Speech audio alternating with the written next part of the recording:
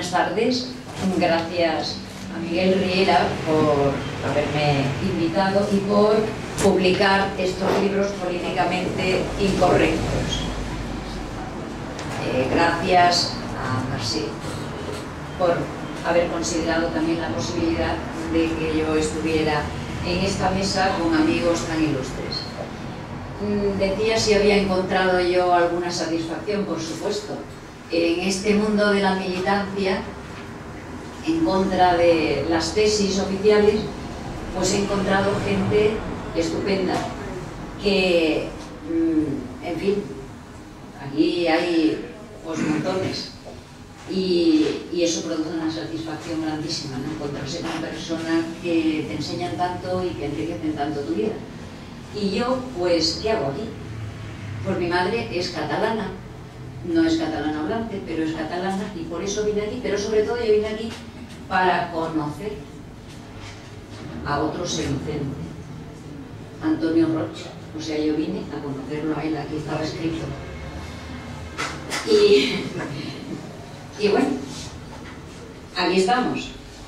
La verdad es que me siento muy identificada con el análisis que hace la autora de la situación lingüística en la enseñanza y con su propuesta de un bilingüismo equilibrado, aunque luego lo matizaré yo esto.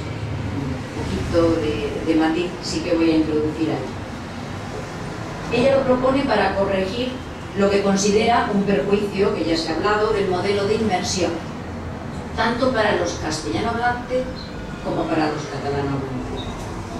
Es lo que la Asociación por la Tolerancia, a la que ya sabéis estoy muy vinculada, y de la que somos parte pues casi toda la mesa.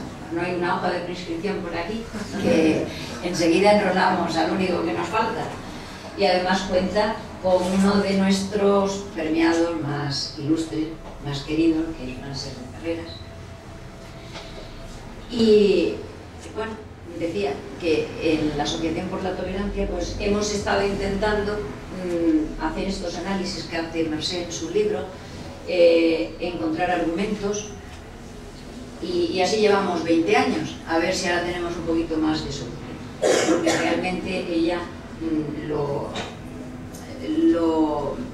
recoge todo muy bien recogido, muy bien expuesto, y lo ha escrito, como ya se ha dicho aquí, desde su experiencia como docente, también como catalano hablante, que siente preocupación por el rechazo que ella nota en ciertos alumnos que, dominando la lengua, no la utilizan cuando abandonan la escuela. Y también seguramente como madre, porque dedica el libro a sus dos hijos. Como madre, que quizás le hubiera gustado que tuvieran sus hijos recibido educación también en español, o como no sé qué edad tienen, o que en este momento desearía que estuvieran recibiendo también enseñanza en español. De manera que aquí prevalecen los aspectos pedagógicos y afectivos sobre los políticos. Ella intenta distanciarse de los temas políticos. Lo que pasa es que no acaba de conseguirlo, porque cuando uno toca, se adentra, aborda un tema público, se da de bruces con la política, sin querer. De cualquier manera, es una exposición apartidista. No entra en el tema de la legalidad vigente, ni menciona las sentencias de los más altos tribunales. Estoy convencida que no es porque no crea que este no sea un asunto primordial. En un Estado de Derecho, el incumplimiento de las leyes socava la base misma de la democracia y por tanto, de la convivencia. Pero esto es que incluso pasa de puntillas por el rango de oficialidad en las dos lenguas mayoritarias en Cataluña. Parece querer resaltar que con el peso de la realidad social catalana, el sentido común, la experiencia positiva de otros países de nuestro entorno con situaciones lingüísticas semejantes, que han aplicado sistemas basados en principios de igualdad y de libre elección, y con las recomendaciones de organismos internacionales como la UNESCO, instando a todos los países que intenten educar a sus ciudadanos en lengua materna, independientemente del estatus que ésta tenga dentro del país. Pues con esto bastaría, parece, para diseñar un modelo lingüístico en la escuela diferente del de la inmersión, aunque las sentencias fueran otras. Es decir, si la Generalitat hubiera tomado como eje de su acción en este terreno el interés de los alumnos, sus necesidades y sus aspiraciones, en vez de utilizarlos para construir un proyecto político que nada tiene que ver con el pedagógico, pues no se hubiera quizás llegado al Tribunal Constitucional y posiblemente no estaríamos aquí presentando este libro. Ella, en definitiva, desea que el debate, siempre hurtado a la ciudadanía, sobre este asunto sea lo más profesional y lo más sosegado posible. Que no quede contaminado por los intereses partidistas que poco tienen que ver hoy en día con los intereses del ciudadano mediano. Ella pone su gran grano de arena para conseguir adeptos que vayan formando la masa crítica necesaria para forzar cambios en las clases dirigentes y en el grueso de los medios de comunicación, que a mi juicio, faltos de ética y de respeto al pluralismo propio de una sociedad libre, practican, salvo honrosas excepciones, el ninguneo o la hostilidad abierta hacia cualquier reflexión discrepante de las tesis oficiales y cierran fila para defender y propagar las consignas del poder, del que aceptan magras subvenciones que al final salen de nuestros bolsillos. Marx tiene el mérito de haberse sustraído del entorno de ese aparente consenso unánime en torno a la inmersión y haberse hecho estas preguntas que acaba de leer Francés, que son claves porque se asientan, tienen que ver con los dogmas donde se basa este supuesto consenso sobre la inmersión. A cada pregunta pues, le dedica un capítulo que ilustra con muchos datos y estudios comparativos para poder contestarse con cierto rigor. Si uno toma a distancia su posicionamiento, parece sencillo, casi de cajón, pero cuando estás metido dentro de la humanidad, resulta complicado. Sobre todo en el mundo educativo, donde la presión lingüística ha sido mayor y más temprana que en otros sectores y se ha crecido de una forma escalonada. A eso se une la dificultad de identificación del mal cuando lo tienes cerca, por aquello del instinto de supervivencia, quizás. Cuando éste queda lejos, es mucho más fácil su identificación porque no nos compromete. Y ella se ha comprometido. El hecho es que no le parece bien que el castellano haya sido erradicado como lengua vehicular, quedando solo como una asignatura de poca importancia. Muy atrás han quedado, como ya también se ha dicho aquí, los beneficios de la enseñanza en lengua materna como el instrumento más poderoso para desarrollar las capacidades cognitivas y afectivas del educando. Para el nacionalismo ese concepto de lengua materna simplemente ha desaparecido, ya no existe. Ya no hay discriminación a pesar del trato diferente que reciben los catalano hablantes que no sufren inmersión, que simplemente son instruidos en su lengua. Las fuerzas progresistas de los años 70, como también se ha comentado aquí, ya en los años 70, reclamaban el bilingüismo después del periodo de lectoescritura que recomendaban se hiciera en lengua materna. Pero una vez que la Generalitat pasa a controlar el tema de la enseñanza, hace ya más de 3 décadas, resulta que todo aquello se vuelve casposo y caduco. Y ahora se vende la inmersión obligatoria en catalán para los niños hispanohablantes como la medicina que lo cura todo menos los que hispanos. Resulta que sirve para que todos acaben la etapa obligatoria con la misma competencia lingüística en las 2 lenguas, que también se ha comentado aquí. Sirve para acabar con las discriminaciones, para promocionar la cohesión social, para garantizar la libertad y el progreso. Y como no quiero pisarle el terreno a la autora, la dejo a ella que desgrane los múltiples efectos milagrosos de tan particular método. Pero no me puedo resistir a la tentación de comentar algo sobre la supuesta garantía de libertad y progresismo.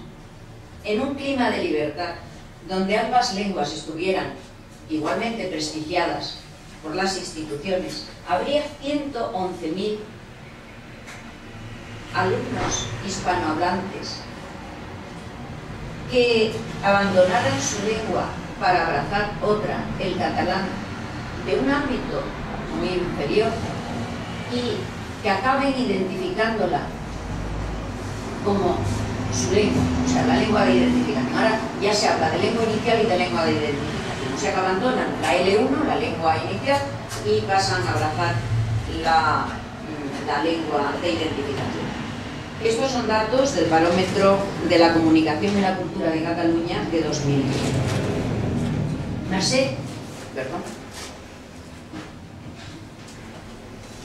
Entrevista a Sergio, un castellano hablante muy exitoso académicamente que llega a la universidad y allí confiesa sentir un alivio grande por poder hablar y expresarse por escrito en su lengua.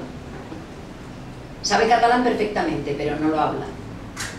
Y Mercè lo achaca a una especie de rechazo medio inconsciente, fruto por un lado de la imposición y por otro lado por la falta de valoración de su lengua en el sistema educativo. Desde luego no se puede extrapolar el caso al conjunto. Yo conozco alumnos que han hecho el proceso contrario y, en fin, las estadísticas nos aportan datos. Pero en cualquier caso, la inmersión gana adeptos para la causa del catalán, única lengua en Cataluña, pero no tantos como le gustaría a los ingenieros sociales. En cuanto al análisis del supuesto progresismo de los monolingüistas catalanes, yo aporto al debate mi modesta experiencia como monolingüe española, que no es lo mismo que monolingüista, que de forma voluntaria sufrió, porque fue una experiencia dura, aunque enriquecedora, una inmersión en inglés en Estados Unidos, no solo en el ámbito escolar, sino en el familiar y en el del entorno. Y que fue profesora bilingüe años después en el mismo país.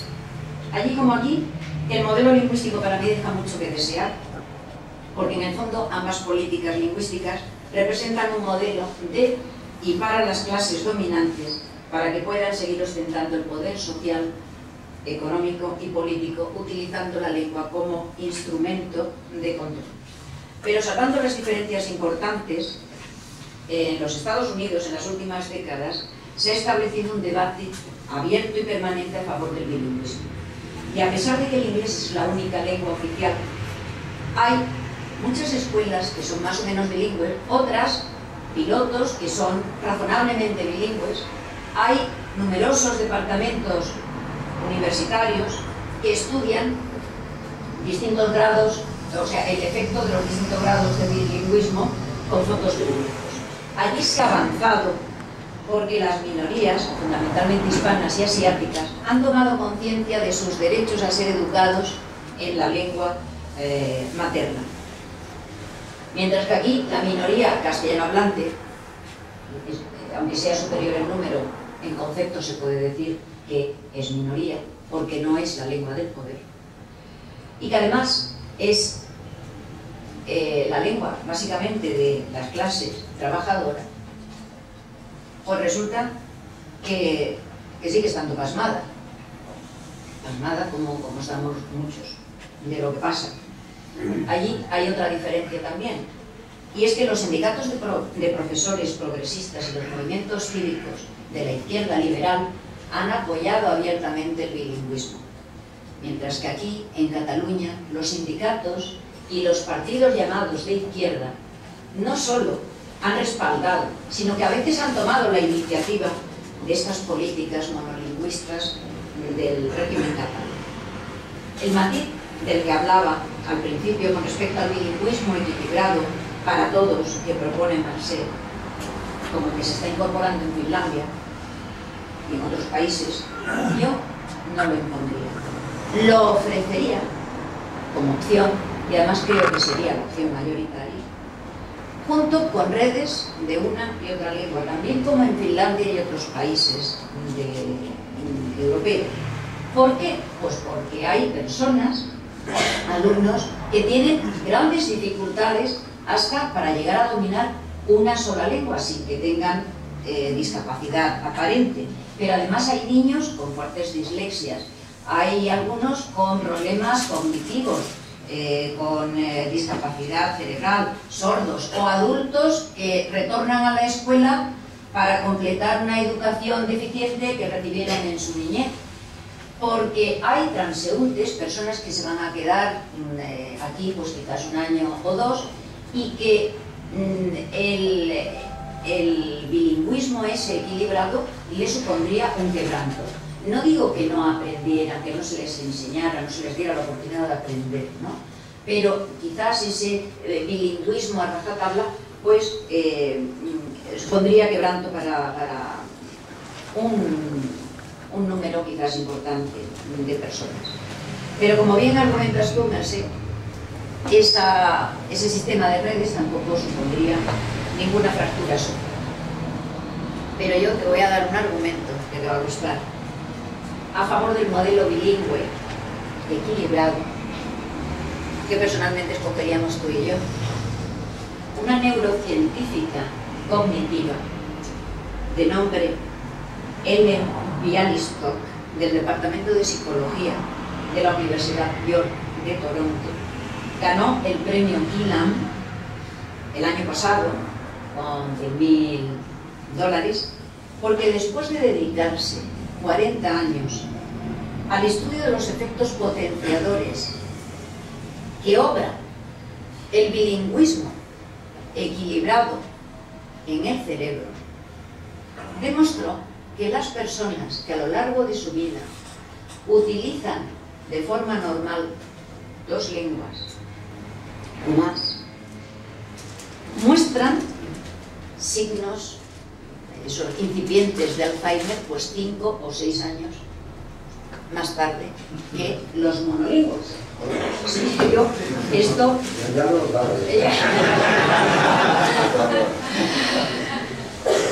Así que, por favor, vamos, que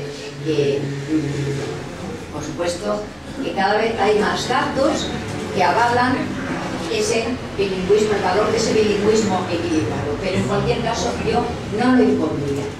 En fin, el debate sobre tu libro pues ha empezado, y yo espero que tenga un larguísimo recorrido por el bien de todo, y espero que recibas más enhorabuenas que reproches.